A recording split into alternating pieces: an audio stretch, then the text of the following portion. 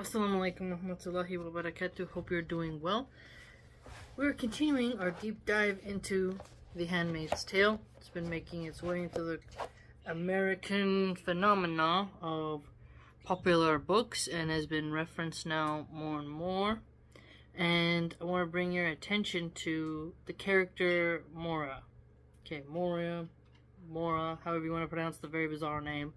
Let's begin. Bismillahirrahmanirrahim. Mora, breezing into my room, dropping her denim jacket on the floor. Got any cigs, she said. In my purse, I said. No matches, though. Mora rummages in my purse. You should throw out some of this junk, she says. I'm giving an under-whore party. A what, I say? There's no point trying to work. Mora won't allow it. She's like a cat that crawls onto the page when you're trying to read. You know, like a Tupperware, only with underwear, tart stuff, lace crotches, snap garters, bra that push your tits up. She finds my lighter, lights the cigarette she's extracted from my purse. Want one? Tosses the package with great generosity, considering they're mine. Thanks, piles, I say sourly. You're crazy. Where'd you get an idea like that? Working my way through college, says Mora. I've got connections. Friends of my mother, it's a big in the suburbs. Once they start getting age spots, they figure they've got to beat the competition, the porno marts and what have you. I'm laughing. She always made me laugh. But here, I say, who will come? Who needs it? You're never too young to learn, she says. Come on, it'll be great. We'll all pee our pants laughing. Okay, so that's the snapshot into the character. And then she goes on to other things. But I want you to see how this character is written. You know, this is very vulgar, like a panties party, things that you can wear in your boudoir, you know. It's, a glimpse into how this character isn't so classy. She's not graceful.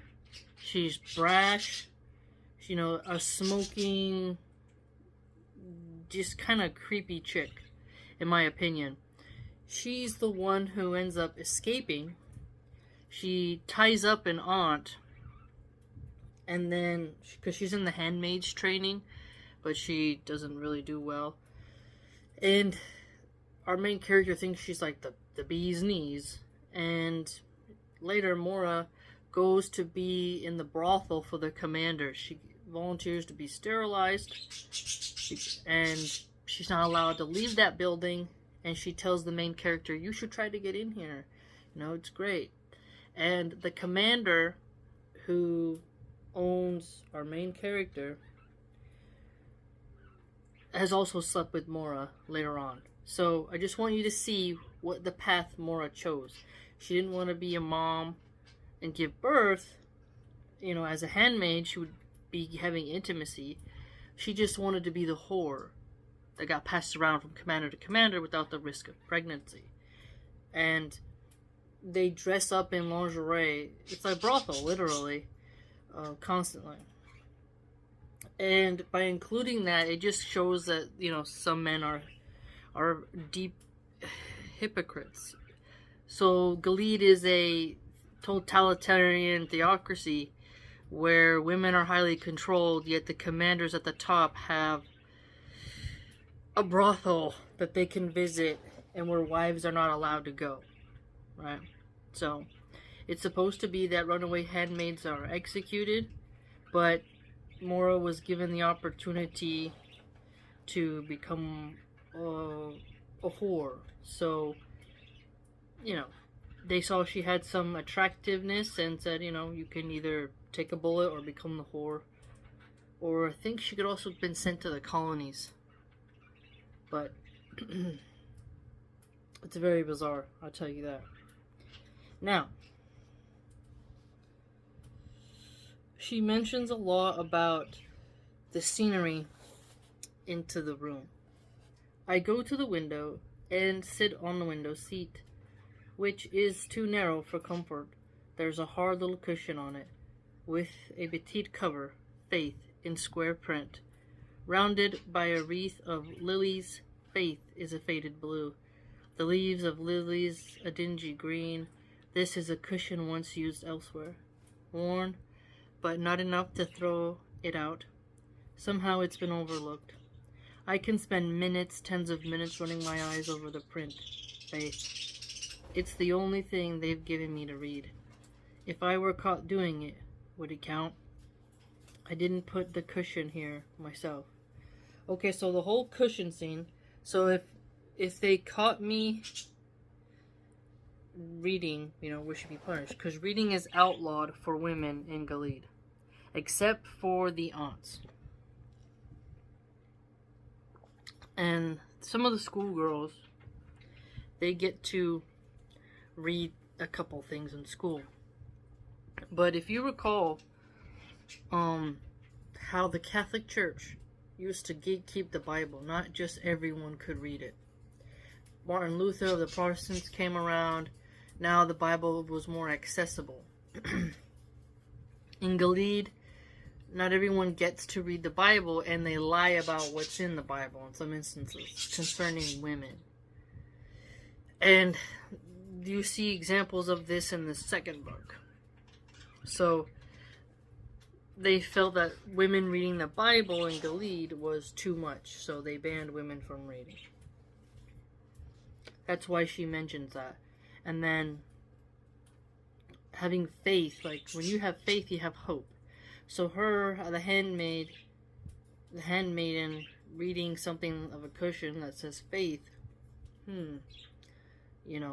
it's like an irony, an evil irony, because she's in a very horrible situation that she's not happy with. And she struggles with her faith in this empire. Okay. Now she gets into the commander, okay? But also, you're introduced to, Nick a little more. The motor turns. I lean forward, pulling the white curtain across my face like a veil.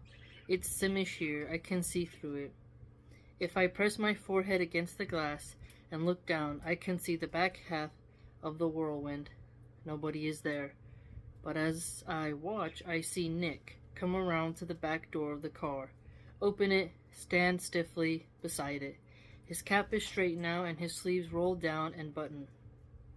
I can't see his face because I'm looking down on him. So lots of descriptors, like she wants you to really feel immersed in the scene. Now the commander is coming out. I glimpse him only for an instant. Foreshortened, walking the car. He doesn't have his hat on, so it's not a formal event he's going to. His hair is gray, silver, you might call it, if you were being kind. I don't feel like being kind. The one before this was bald, so I suppose he's an improvement. So this isn't her first commander that she's had intimacy with. So I suppose he's an improvement. If I could spit out the window or throw something, the cushion for instance, I might be able to hit him. That's how close she is, but she also talks about assaulting him. Another hint at the hatred that the handmaids have for the commanders, but then the handmaids complain that they're looked at with suspicion and mistrust. Yet she herself is proving why the handmaids are not to really be trusted. Proving the point. Right? Mora and I, with paper bags filled with water bombs they were called, leaning out my dorm window, dropping them on the heads of the boys below. So here you see an instance of naughtiness, and this makes me think of the story Prince of Egypt, where Moses and Ramesses dropped a bowl of punch or something onto the priests. So you see a little bit of goatishness in Mora. It was Mora's idea. See, so she's the instigator. What were they trying to do? Climb a ladder for something? For our underwear? That dormitory had once been co-educational. There were still urinals in one of the washrooms on our floor. So a lot of dens of colleges are just orgy parties. Dormitory culture is just for women to get ran through. And for men to cycle through as many women as possible.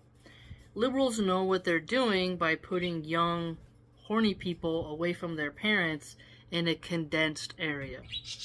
But liberals like that. That's their goal for society. spread those STDs around, you know, catch all types of feelings and mental illness, just take the dance. But by the time I'd got there, they put the men and women back the way they were. So she frames segregation, gender segregation, as bad. And see, now the funny thing is you have TERFs, trans exclusionary radical feminists, who they don't want cross-dressing men in their spaces. They actually want all female spaces. And it's kind of funny. So you have some feminists who are like, we should be able to have co-ed rooms, you know, have access to as many men as we want. And if we get ran through and no man wants us, they're prudes. You know. But at the same time, oh, why is there men in our female spaces? You just can't win with feminists. The commander stoops, gets into the car, disappears, and Nick shuts the door. A moment later, the car moves backwards down the driveway and onto the street, and vanishes behind the hedge. I ought to feel hatred for this man. I know I ought to feel it, but it isn't what I do feel. What I feel is more complicated than that. I don't know what to call it. It isn't love. So, she's saying to herself, she should hate the commander. Now, I want you to think about something. She chose to be a handmaid. She says that later on in the book. You can be an econ wife, which apparently, according to this book, it's not a good existence. You could be an aunt, but you'll never have children. Now, the aunts have, you're going to have a more regimented life, but if you don't want to have intimacy, then you should be an aunt. Econ wives can marry, but you'll live in a place that's not that great, but there are some farms. The colonies is pretty much where you go to die because of the radiation. She didn't qualify because of her personality, her behavior, to be a wife. And this author makes it sound like there are no handsome older men. I mean, if you look at George Clooney, he's older. He's still got his looks. There are handsome older men. You know, that's Antonio Banderas. I mean, come on. There's plenty of men who have salt and pepper hair and look good. And so, it's bizarre that she makes all the commanders seem disgusting and ugly. In the second book, she does that as well, when Agnes is trying to see which husband she wants of the commanders. She all complains about the choices she gets, that they're all ugly, and then tries to make it sound like arranged marriages are all to ugly men, you know, which I don't think is accurate. But it's weird for her to hate a man who has given her a place to live. She gets food. She has a regimented life, but she's safe from the war. You know, her life is different now. She's in a different realm, but if you look at it as a whole, it could be much worse. Could be much worse. Now here on chapter 11, page 59. Yesterday morning I went to the doctor, was taken by a guardian, one of those with red armbands who are in charge of such things. So the guardians are escorts. So this hints at how, you know, Islam tells women to have male chaperones when they go out. The guardians are like that. And the author here is playing with the word guardian. You would think like, oh, Jennifer Lopez, a chick who was with P. Diddy, who did atrocities, disgusting things to minors and to others, and did blackmail. She was with him. She gets a bodyguard. The elites get bodyguards in our society. But if a poor girl has a male mahram to be able to protect her and guard her, that's oppression. That's why they're always trying to get Muslim women not to obey the Sharia and to consistently not have male chaperones. Okay. So, this guardian characters that she puts in the book, they are observing you so that you don't do anything illicit, but they're also there for your literal protection as well. But the author has placed them there with that name to kind of have this duality to them. And the red armbands, remember the Nazis? They had like kind of the red symbolism in their armbands, so she's trying to make it seem like these guardians are a bunch of Nazis. We rode in a red car, him in the front, me in the back. See, so she's like saying like, I don't even get to ride shotgun. I'll tell you something interesting about my life. I always ride in the back, and I let my eldest sit shotgun with her dad. I get more nauseous in the front. I get car sick a lot, so I like to sit in the back because the seats are different in the truck. And so that's where I sit, and I sit next to the youngest, and that keeps her from crying. And I've done that for, subhanallah, a long time. I always like to sit in the back, even before I had my most recent child. So she's framing this as something bad, like, I have to be in the back. But if you think about a rich lady, she has a limousine driver. She's not sitting right next to the limousine driver. She's in the back, and that's seen as glamorous. So just be careful. Like, with these feminists, there's so many ways you can interpret what they say. No twin went with me. On these occasions, I'm solitary. So remember, the handmaidens travel in twos. I'm taken to the doctors once a month for tests, urine, hormones, cancer smear, blood tests, the same as before, except now it's obligatory. So here you see the handmaidens get health care. And they don't have to pay for that health care. And they're getting regular checkups. Is that so bad? I mean, you go to the emergency room, some places, you gotta pay the copay of $150. You know, healthcare is expensive. Basic care is a luxury. And then, the doctor's office is in a modern office building. We ride up in the elevator. Suddenly, the guardian facing me in the black mirror wall of the elevator. I can see the back of his head at the office itself. I go in, he waits outside in the hall.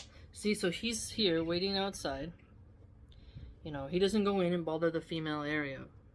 With the other guardians on one of the chairs placed there for that purpose. So you can imagine, like, this is like a feminine space where the men aren't allowed to go. And they're not there trying to hear the private medical record, but they sit outside like gentlemen. Inside the waiting room there are other women, 3 of them in red. This doctor is a specialist. Covertly we regard each other, sizing up each other's bellies. Is anyone lucky? The nurse records our names and numbers from our passes on the compudoc to see if we are who we are supposed to be. He's 6 feet tall, about 40, a diagonal scar across his cheek. He sits typing. His hands too big for the keyboard, still wearing his pistol in the shoulder holster. See, so here, he's strapped in case one of these handmaids tries to shank someone or something like that, or in case someone comes and tries to harm a handmaid. So people here are strapped, and if you're anti-Second Amendment, you're scared when you see someone strapped, but in a high-trust society, seeing someone strapped is a good thing. If you think about the Wild West period, there was a time where having a rifle around was something normal and kids were familiar with it. It's only when gang thug culture brought in, you know, the rampant criminal and women shaking their butts next to a car doing donuts and then having poor trigger control, that then people started to become afraid of guns, you know. But the way she's framing it to me, since I've pretty much know this author really well, it's like, it's a form of intimidation. Why does a person in office need to be strapped? It's like, well, clearly, you know, you need to be strapped. Now, when she mentions, is anyone lucky, the goal and purpose of the handmaids is to bear children. So that's why they're sizing each other up. Now it goes on. And then she has to get nude, and she says, I lie down on an examining table on the sheet of chili cracking disposable paper. I pull the second sheet, the cloth one, up over my body. At neck level, there's another sheet suspended from the ceiling. It intersects me so that the doctor will never see my face. He deals with my torso only. So here she tries to show, like, oh, we're so dehumanized. The doctor doesn't look into my eyes when they talk to me. I mean, when you have to get checked, it's really super awkward, you know? I rather the doctor. I get that there's sometimes where they look at you, but when you're getting checked as a woman, like, it's awkward when they make eye contact with you. It's weird sometimes, you know? Even if it's a female, it's like, I feel, because you don't want to see judgment in their eyes. So, but she's saying, oh, he deals with my torso only. This is like someone to make sure she's pregnant, she's okay. He's literally just focusing on his job, but she's trying to make it sound like this is a form of abuse and oppression. So to have a sheet covering your face, you know, like it's suspended from the ceiling to block. There's like a screening that he's only dealing with the specific area. That's somehow horrible and bad. But I think it wouldn't be so bad is that when you set up, then to have the conversation of your healthcare, you know. And then after a minute, the door opens, footsteps come in, there's breathing. He isn't supposed to speak to me except when it's absolutely necessary, but this doctor is talkative. How are we getting along, he says, some tick of speech from the other time. The sheet is lifted from my skin. A draft of pimples me. So like, you know, goosebumps we call it. A cold finger, rubbed, clad in jellied slides, you know. Poked, prodded, the finger retreats, enters otherwise withdraws. Nothing wrong with you, the doctor says, as if to himself. Any pain, honey? He calls me honey. No, I say. And then he checks her breast for tenderness, because sometimes when you're pregnant, you know, they have a different density. And then she says he comes closer. I'm skipping some of the parts because it's very detailed. I smell old smoke, aftershave, tobacco, dust on hair. Then the voice, very soft, close to my head. That's him, bulging the sheet. I could help you, he says, whispers. What? I say. Shh, he says. I could help you. I've helped others. Help me, I say. My voice as low as his. How? Does he know something? Has he seen Luke? Has he found? Can he bring back? How do you think, he says. Still barely breathing it. Is that his hand, sliding up my leg? He's taken off the glove. The door's locked. No one will come in. They'll never know it isn't his. He lifts the sheet. The lower part of his face is covered by the white gauze mask. Regulation. 2 brown eyes and a nose. I mean, you're not supposed to have your nose outside your mask. A head with brown hair on it. He stands between my legs. Most of the old guys can't make it anymore, he says. Or they're sterile. I almost gasp. He said a forbidden word. Sterile. There is no such thing as sterile men anymore. Not officially. There are only women who are fruitful and women who are barren. That's the law. Lots of women do it, he goes on. You want a baby, don't you? Okay, so, things to break down here. You get to see how the destiny of a handmaid who doesn't have children isn't very great. So, because the doctors are males and some commanders are sterile, they will impregnate, or at least attempt to, the handmaids. But you can see this is also something of a fetish. I mean, there are too many genres of nurses and doctors and stuff doing things, and this to me just breeds of that. And sorry, I have a poncho under here, and I'm just sipping some milk. So when I read this, I was like, this sounds kinky. This sounds like someone has a crush on their doctor and wish this would happen. But also, you see the desperation of the women, that they would resort to that. Okay? But this also messes up the genealogies, because the aunts, they have archives so that there's no incest.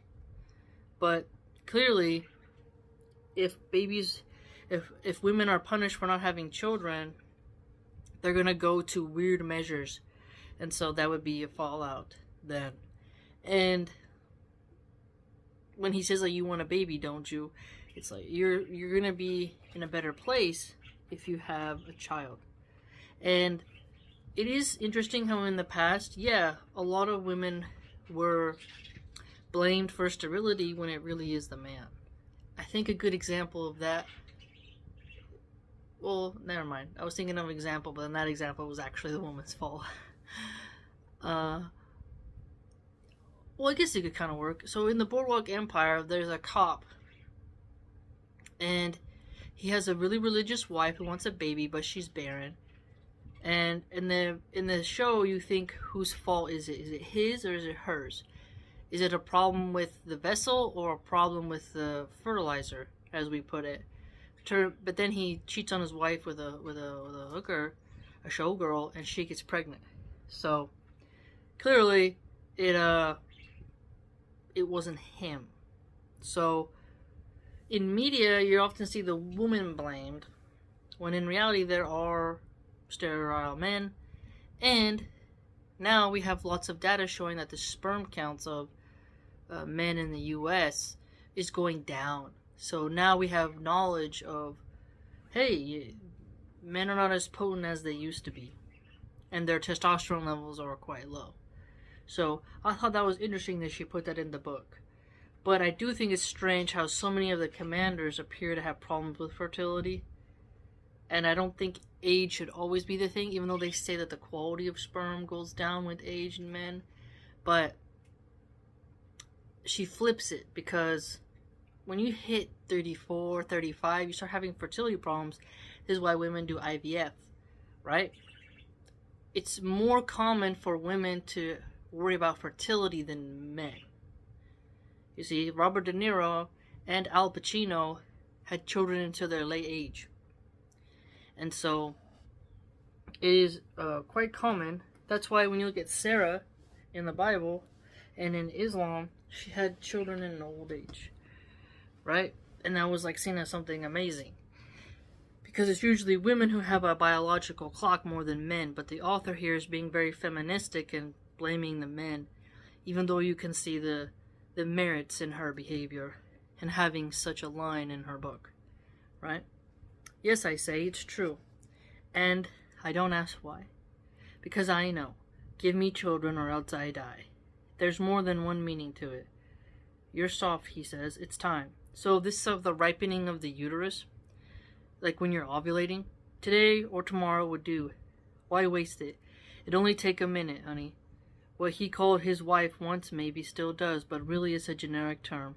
We are all honey. So notice how he says a minute, so he's a minute man, which is actually a slur. I hesitate. He's offering himself to me, his services at some risk to himself. See, yeah, he'll get a risk, but he's getting pleasure. You know what I mean? If he gets caught, he's gonna be shot. But, I mean, he just said the door's locked, so. In reality, the woman is in a double risk, because if she doesn't get pregnant, she'll be in trouble. If she gets caught, she'll be put on the wall, aka hung. I hate to see what they put you through, he murmurs. It's genuine sympathy. And yeah, he's enjoying this, symphony and all. His eyes are moist with compassion. His hand is moving on me nervously and with impatience. You'll see, so it's like, she paints him as someone who's like a male feminist in a way. I hate to see what the patriarchy's done to you. I totally have a way out for you, though. And it's still predatory behavior. You know? He can be genuine, but, you know, he's going to be able to get some pleasure. It's too dangerous, I say. No, I can't. The penalty is death. But they have to catch you in the act with 2 witnesses. What are the odds? Is the room bugged? Who's waiting just outside the door? Now, when she mentions the room being bugged, in the second book, Aunt Lydia does have a lot of bugs. So there's a lot of secret places where things are recorded. So she's right to be skeptical. His hand stops. Think about it, he says. I've seen your chart. You don't have a lot of time left, but it's your life. So her chart meaning her age. I think she's over the age of 33. Thank you, I say. I must leave the impression that I'm not offended, that I'm open to suggestion. He takes his hand away, lazily, almost lingeringly. This is not the last word as far as he's concerned. He could fake the test, report me for cancer, for infertility, have me shipped off to the colonies with the unwomen. So there's unwomen, those who can't have children, and unbabies, deformed children. She also is pointing out how much power he has. right? He could literally just falsify medical records and ruin her life. So, you're beginning to see the plight of these women. None of this has been said, but the knowledge of his power hangs never less in the air as he pats my thigh, withdraws himself behind the hanging sheet. Next month, he says, I put on my clothes again behind the screen, my hands are shaking. Why am I frightened? I've crossed no boundaries, I've given no trust, taken no risk, all is safe. It's the choice that terrifies me, a way out, a salvation. So here she's really good at making this scene like, do you go left or you go right? Each choice presents danger. To not do it is dangerous, to do it is dangerous. So she's really good at creating the anxiety. Now in 12, she mentions here, the bath is a requirement, chapter 12 I mean, but it is also a luxury, merely to lift off the heavy white wings and the veil, merely to feel my own hair again, with my hands is a luxury. So here you can get the anti-Islamic views. I remember she was some lady who was married to an Al-Qaeda guy, and she goes on the anti-Muslim podcast, and she made a stupid post about how she met a woman who she never knew she had curly hair because she was forced to wear the hijab. I posted this on my blog. I'm thinking to myself, that's retarded. You know exactly what your hair is like, because when you get home you can take your hijab off. Does this woman never brush her hair? Is her hair filled with lice? Like, what are you talking about? You gotta shampoo and condition your hair. What are you talking about? You gotta trim it up. You know what kind of texture your hair you have. But this, I think her name is Yasmin Muhammad. And she's a wretched ex-Muslim feminist. And this line there just reminded me of her, like, just finding anything to lie about. If a woman tells me that I was forced to wear the hijab and I just never knew, as if, like, right as you're out of the womb, you're there, like, Islam doesn't say you can't wash and trim and brush your hair. Like, what are you talking about? It's just so disingenuous. My hair is long now, untrimmed. Hair must be long but covered. See, so the anti-Islam sentiments come here. Oh, well. And, okay, so, let me give you a thing. I took a lot of art classes. Long hair in some time periods was seen as a sign of fertility. Because naturally, like, if a bird is sick, they lose their feathers. A dog is sick, patches of hair fall out. If a woman is sick, her hair falls out, she gets bald spots. So thick, luxurious, shiny hair is naturally beautiful, and it's a sign of fertility. And long hair, to me personally, always looks better. Halle Berry, Princess Diana, the only women I saw who could ever pull off short hair. But it is imitating men, and it is a rebellious haircut that's feministic in order to create different beauty standards. And if you're very nerdy, like I had a coworker who loved to go to the opera, her hair was short, her hair was white, like, because she was older, and she had a very sophisticated, classy vibe. She could pull it off. And some Christian ladies, they also cut their hair short when they get old. Think of Sophia from the Golden Girls, you know? The Golden Girls ladies all had their hair trimmed short. It was a fashion statement. So let's not pretend that all Christians force their girls to have long hair. However, when I was in high school, there was a girl named, I think her name was Elsa or Lisa. I forget, but she was part of some Christian sect. And the girls always wear long skirts, and they didn't cut their hair. They all had really long hair. I had long hair, and my best friend Shar had really long hair. And in the natives' cultures, long hair was seen as something good for both men and women. As an antenna, spiritual antenna. I'm getting into the weeds here, but long hair was always more sensual. To me, it does look better on women. You know, women having long hair is wonderful. That's why you see some women get these box braids of fake hair, horse hair, or Chinese or Indian women who shave their heads in order to get money. They shave their heads and sell their hair to wig makers and the ladies who buy hair in salons so that they can have fake long hair, box braids. They get longer hair because they see it as really attractive. And in some cultures as well, long dreads looks very nice. And so long hair is not oppressive, but it is more beautiful. And so here she just mentioned like, oh, it's long hair, so no one gets to see it, but it has to be covered.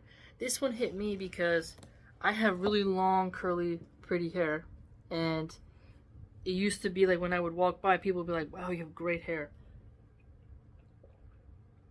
And some women, they're like, oh, it's such a shame you have to cover your hair. It's so beautiful. Very few women have hair like you. And it's like, okay, I see your point, but I'm still proud to cover. You know, so what can I say? So if I can do it, and I love my hijab, then I don't see what's wrong with women doing that. Unwrap yourself for your husband. The handmaidens, I don't remember if they get to take off their white bonnet when they go through the ritual with the commander, but when you let your hair down with your husband and only he gets to see that beauty, that's an honor, you know? And it's very sensual and it's very special. Have that just between you and your husband. Only he gets to see how beautiful it looks down your back and how you look fresh out the shower and everything. Then she talks about how they wear loose cotton pantaloons. So like undergarments, if you look at the Victorian age, the layers of undergarments under their clothes was a very common thing. You know? My nakedness is strange to me already. My body seems outdated. Did I really wear bathing suits at the beach? I did, without thought, among men, without caring that my legs, arms, my thighs, and back were on display. Could be seen. Shameful, immodest. I avoid looking down at my body, not so much because it's shameful or immodest, but because I don't want to see it. I don't want to look at something that determines me so completely. This was a very feministic post. Let's break it down. So, it determines me so completely. Don't objectify me for my beauty, but also let me prance around naked for the male attention. And to make, you know, ugly bitches envious. And it's like, okay, you know. And then you have the fat movement, the obesity acceptance movements, where they're like, you shouldn't be able to tell me to be fit. You can't determine me, my worth, and everything because I'm obese and have diabetes and I neglect myself. And it's like, okay, but you want a man that's like tall, in shape, and rich. So you judge men. You don't want a short, balding, fat loser as a man. But you don't want men to be able to say that you should watch your weight. You know, it's really bizarre. And so, shameful, immodest. A lot of feminists like to see that, oh, well, you just think that the female body is something to be hated, it's evil. And here, to me, when you see like the nudity, you should feel bashfulness and shyness and save that. I get how, because growing up I would swim, you know. You're almost blinded like cattle in a way, where you don't realize what you're doing. But then you are awakened and you see your state and you're like, oh, I don't want that anymore. It's fascinating when some women that are out showing their bodies, a traumatic event happens with a man, and then all of a sudden they want to cover. You know, they want to feel shielded, guarded, protected.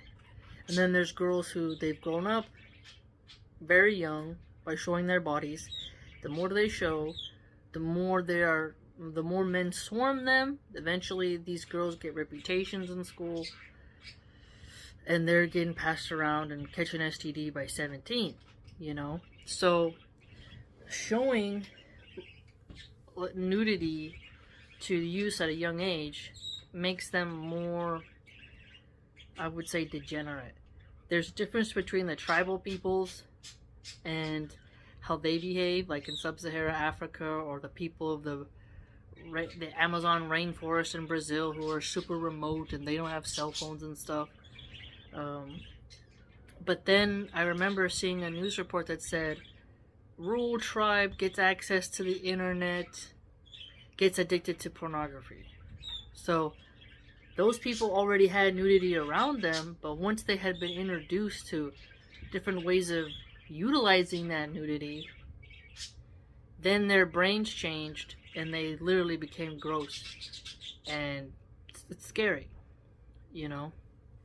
So you see here how she's saying how her mind has been changed, that the nudity, but you're just getting ready, she's getting ready to take a bath, you know, or she's getting ready to change. You shouldn't feel this sort of alienation from your own body. And it's funny how she's making it sound like modesty makes you alienated from your body, yet when you hear the interviews with women who do adult content, they do a line of coke, they smoke a blunt, take a shot of tequila, and they alienate from themselves and are very performative, and they're not in their body, even though their body's naked, so they can get the job done. You know? And some of them have great bodies, but they're not connected to their body because how they let men use their body. And they feel like a vessel to be ridden rather than to be felt, touched, and seen. And if you become in the Islamic garb, you're cutting off all men from seeing your assets to the best of your ability, and your husband only gets to see that. Then it becomes special. It actually has more charge, more energy behind it. You know, less to be judged by others, because women are constantly side-eyeing other women, like this or that. They are in competition with each other and whatnot. So being on display for others comes with consequences. A lot of women think that they can be this sort of goddess displayed and no one can reach out and touch them or insult them, that everyone must walk on their knees whenever they enter into the room, and that's not reality, you know. I remember seeing a wedding video where the bride had on like a very whorish dress. I mean, her booty was out, low cut, she looked ratchet, trashy, and the groom was like, his eyes turned all big, like, what are you wearing? You know, it was, people were memeing him hard, but it was like, we're in public, like, why are you dressed like a whore on your wedding day? You know? So, when women have no more shame, that actually does become a problem. I mean, seeing hood rats in the street at like 11 p.m., smoking blunts on the side of the road, with their butt hanging out in heels, it's really quite sad. And you're like, no, modesty is more graceful and classy. And if you look at, like, let's just take for example how some 18th century women of the upper aristocratic elite in England, they are covered. You don't see really anything. They're modest. And it's only when, like, you know, in the 1920s you start to get the, you know, bare shoulders, and then little by little in the 60s the skirt goes to the calf, and then it's to the knee, then it's to the thigh, and now it's barely covering the butt. It's wild. And you're like, everything gets smaller and smaller and smaller. And so when I read this, the author is being very tricky here, you know? Very tricky, because she's trying to make it sound like if you're modest, then all of a sudden you're not going to want to see your own body. But a lot of conservative spiritual girls, they're comfortable with their own self, but they're very shy and bashful, and it's very adorable, you know? But it is interesting, though, that the Amazonian Tarzanish woman, like you see, who's like showing her body, and she's fierce even if she's nude. And you're like, oh, there's some men who like that. Very forward, very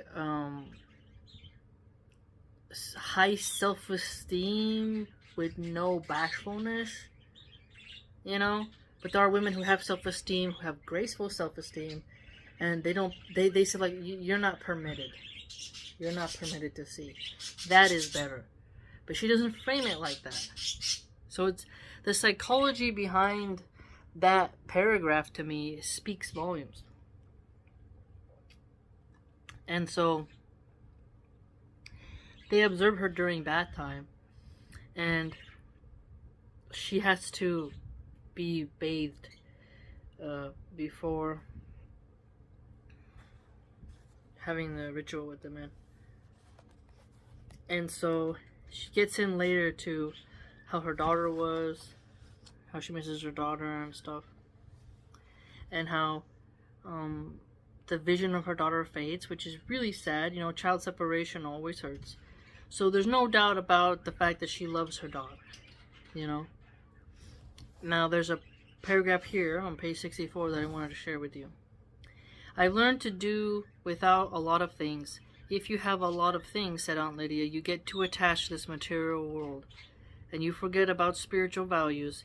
You must cultivate poverty of spirit. Blessed are the meek. She didn't go on to say anything about inheriting the earth. So here,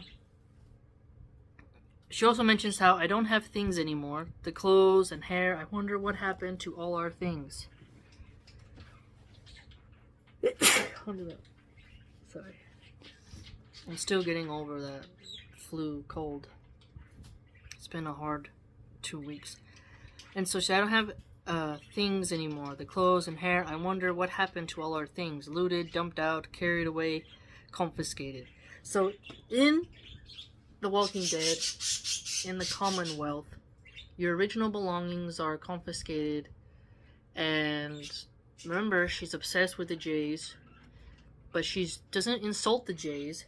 She brings up the Nazis, brings up the Iranians, calls how Muslims treat women brainwashing, has, you know, anti-Christian sentiments. And so when she talks about things being looted and dumped out, that's how the Jays were treated when they were taken off the train. Their suitcases, shoes, all that stuff, they don't get to take it with them. And if you look at how the Russians suffered under the Nazis, that happened to them as well. So it's a very common thing for those you have captured not to be able to keep their belongings. And so Aunt Lydia tells her that, you know, materialism isn't the most important thing. You gotta learn to let things go. Now, you get too attached to this material world, Lydia says, right? This is very Buddhistic as well, because the Buddhists are like, okay, you have the sevenfold path, and how are you gonna... You have to stop attachments to things. I read the Pocket Buddha many times, and I still have a lot of those Buddhistic texts. But grasping at materialism, you become weighed down by it. And if you see what people do to themselves for the sake of money, yes, they will forget spiritual values because they want that Bugatti, they want that yacht, they want that next dime bag of some drug. Like, they're very vain. Celebrities will compromise themselves in sexual situations at P. Diddy parties so they can get record deals, so that they can maintain a lifestyle, and then they become more and more wicked and evil. And the shaitan tempts people with materialism, and people in pursuit of the dunya will forget their deen, their iman. They won't have taqwa. So you can look at this paragraph from so many different angles. Now, blessed are the meek, that's a Christian saying. Okay? We all, when people have a flood and you've lost things, it's really, really sad. Wildfires, you know, California has wildfires. I have things that if I lost them, I would be pretty devastated. But I think, more close to a minimalist. But maybe I wouldn't be a minimalist if I had a very large mansion or a castle. You know what I mean? But I think my home would look like a zoo and museum, to be quite honest with you. I would have more animals than probably things. So she makes that reference there. It's very loaded, you know. She's trying to make it sound like the handmaids are treated like how the Jays were when those women were taken. So, you know, she's trying to belittle spiritual values and then prop up materialistic things, you know, because if you look at the anti-natalist people, and she mentions anti-natalist in here, they'll say things like, I have more money for myself, and you always see them drinking a martini, in a bikini, in a hot tub, at some resort. You also just see people saying, I have more money. That's the key thing I hear them say. They don't want the sort of self-sacrifice that you do, where you have holes in your pajamas, but your kids have nice shoes for school. Where you bought a good roast, but you give the majority of the meat to your kids, and then you have less. The self-sacrifice that a good mother makes and father so their children can have sustenance is how it's supposed to be. But a degenerate ghetto hoochie mama, Americana mom, a wine mom, you name it, they will often make sure they look fly, but their kid doesn't have good food. So they're giving their kid McDonald's, but they got the latest iPhone.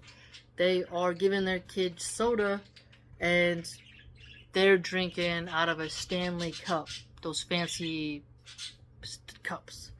Or they're making sure they get their boba tea, but their kid hasn't had water in several days because no one cares. So you have to remember, moms who are very materialistic, this can be a problem. Now, it doesn't mean you don't want survival. You want your daughters to marry a man who can pay the bills, who can, give them good health care and whatnot. But there's a difference between like a sprinkle gold digger who is absolutely ruthless in her pursuit of money, and then somebody who knows the balance between how many objects should you have around you and how do you make sure money doesn't control you. So there's something to think about here. Something to think about here.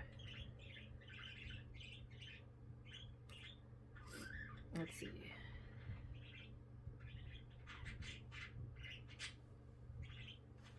Okay, now she gets some food from Cora. I think she's a very wholesome character. She likes children, and she's okay. Cora brings my supper, covered on a tray. She knocks at the door before entering. I like her for that. It means she thinks I have of what we used to call privacy left.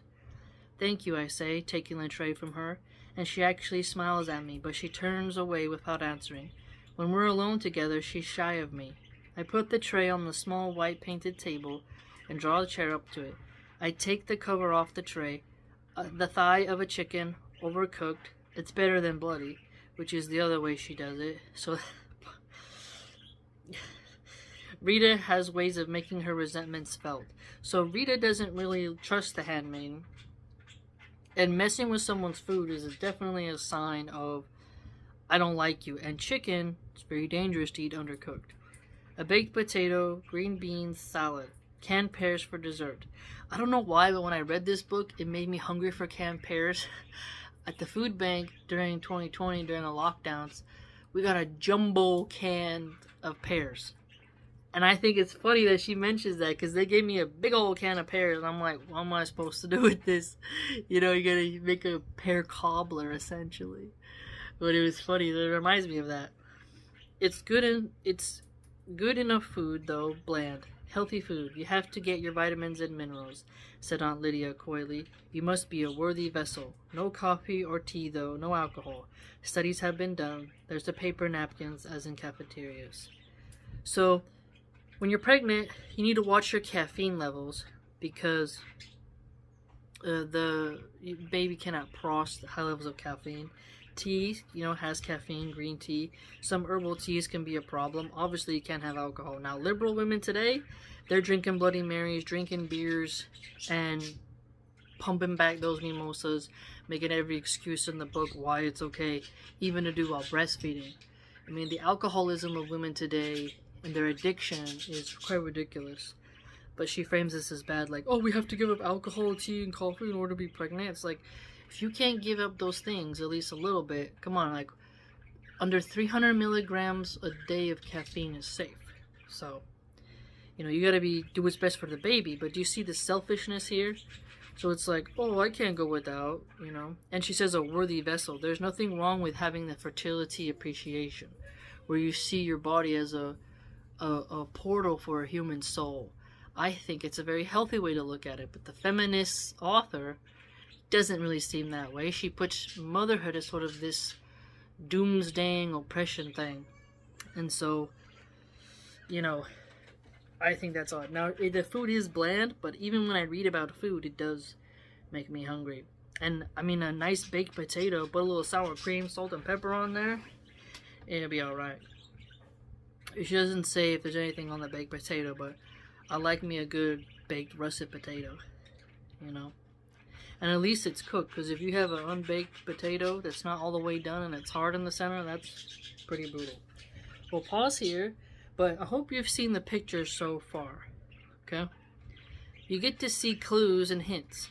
In the very back, as well, you will see, like, how she gathered her inspiration for the book and whatnot. So, and there's also a line as well on page 65. It says, she has a tattoo on her ankle, and it goes another sentence. I am too important, too scarce for that. I am a national resource. So, I am a national resource is a compliment, but resources are extracted. So they're extracting the babies from these moms. Right? Now, a lot of, like Russia, if you have 10 kids, I believe you get an award. There are countries who encourage fertility and such. But the government's now noticing that, feminism and liberalism and the lack of care for mothers has caused women to not want to have children, to actually seek abortion. This is causing a big problem in populations. But what's fascinating is, maybe if they just stopped doing as many wars, less people would be dying. And if they fixed the healthcare, less people would be dying. But they seem to care a lot about the depopulation. But in reality, immigration will solve that. So, those who want to have children will, and those who won't.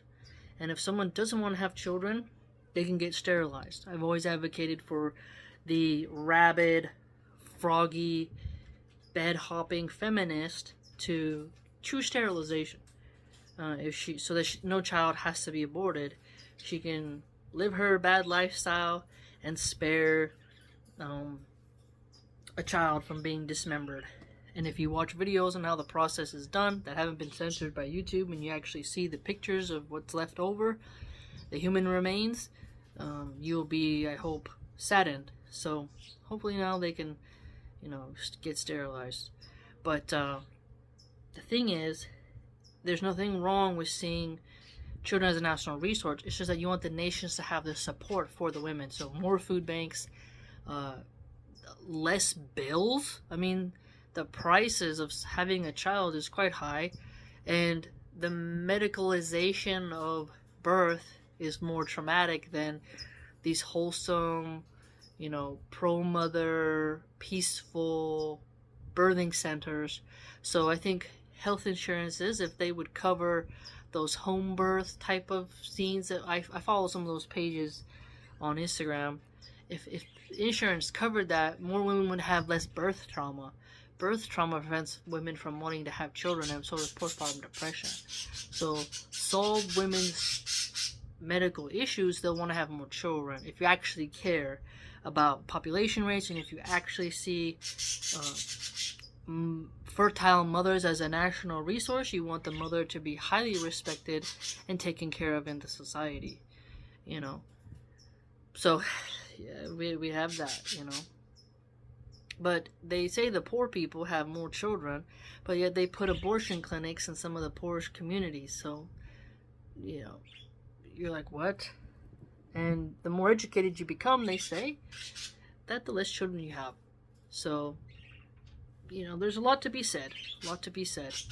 But I didn't think that line was bad, but, you know, you have to be careful.